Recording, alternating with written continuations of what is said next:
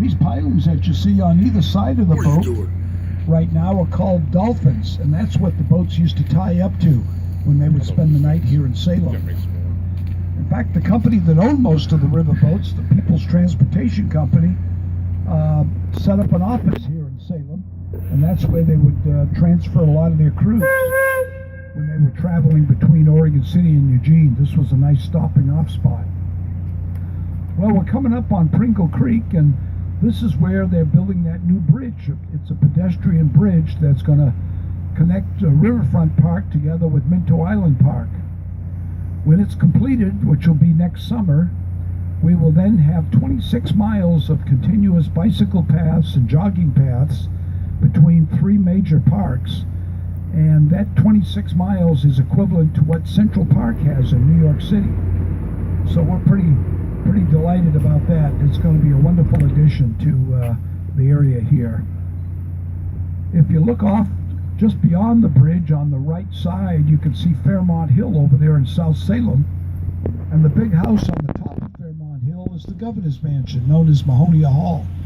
So that's where Governor Kate Brown lives here in Salem. Also, just to the right of the bow right now, there's a little meadow area just off the side here on the island, and that meadow area was the site of the one and only skirmish between the North and the South during the Civil War, and that was in the entire state of Oregon.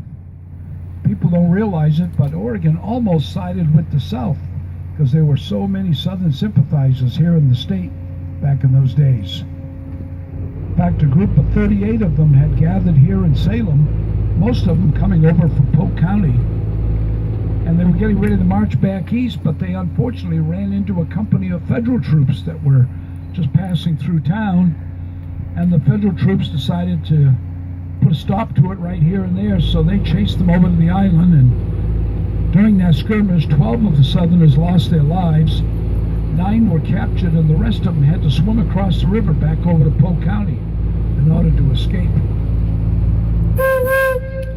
Got some people up on the bank up here. Always gotta wave at them. All right. Now, if you look out the right side of the boat, you can see the Eco Earth globe.